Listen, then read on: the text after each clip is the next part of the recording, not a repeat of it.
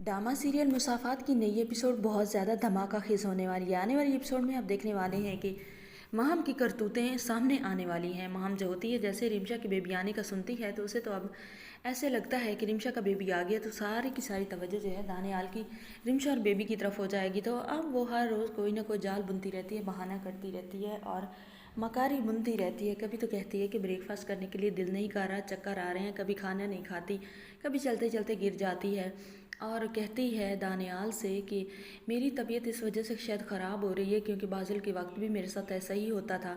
उसको ना वो कंफ्यूज कर देती है। तो दानियाल पूछता है क्या मतलब है इसका।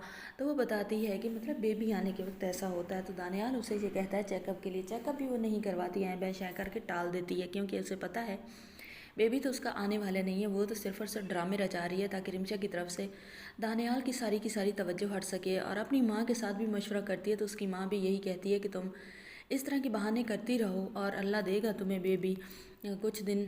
इस तरह से तुम रिमशा की तरफ से तवज्जो तो उसकी डिवाइड करो। दूसरी तरफ आप देखने वाले हैं कि जो होती है मिनाहिल। मिनाहिल जब सारे के सारे घर वाले खाना खा रहे होते हैं और मिनाहिल छत से कपड़े उतारने के लिए जाती है तो जो सामिर होता है सब देख रहे होते हैं।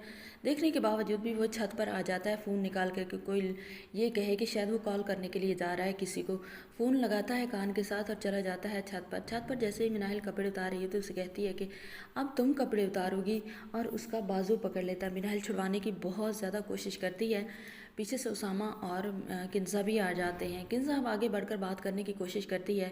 मे भी किन्ज़ा अभी भी मिनाहिल को ही गलत करार दे, लेकिन उसामा उसका हाथ पकड़ के उसको साइलेंट होने का कह देता है।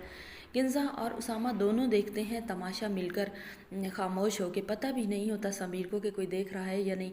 मिनाहिल बाजू छुड़वाने की कोशिश कर रही होती है लेकिन समीर बाजू नहीं छोड़ रहा होता। ये सारा का सारा मंजर वो दोनों बहन भाई देख लेते हैं। अब किन्ज़ा को भी पता चल जाता है। वो तो ये समझती थी कि शायद मिनाहिल ही समीर का पीछा नहीं छोड़ रही है। उसे सारा का सारा पता चल जाता है कि कौन किसका पीछा नहीं छोड़ रहा, कौन डोरे डाल रहा है।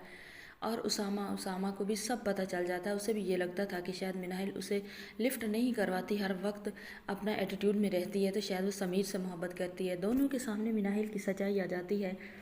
और जो होता है उसामा, वो तो समीर को हाथ से पकड़ता है और उसे अच्छी तरह से दो तीन लगाता है और उसे घर से धक्के देकर निकाल देता है। और किन्जा जो होती है वो समीर से कहती है कि मुझे तुम जैसे घटिया इंसान के साथ रहना भी नहीं है, तुम्हें शर्म आनी चाहिए। चुड़ैल भी दो चार घर तो छोड़ कर ही वार करती है, तुमने तो अपने घर पर मेरे घर पर ही वार कर दिया, भाभी मेरी पर ही वार कर दिए, शर्म आनी चाहिए तुम्हें। पहले तो मैं ये समझती थी कि मिनाहिल का कसूर है, शायद वो भी आपसे मोहब्बत करती है, लेकिन आज साफ अयां मुझे नज़र आ गया। आई हेट यू, दफ़ा हो जाओ यहाँ से। अब समीर जो होता है वो अब बहुत ज़्यादा पछताता है क्योंकि किन्जा उससे वो गाड़ी भी वापस ले लेती है जो कि उसे मिनाहिल ने दी थी।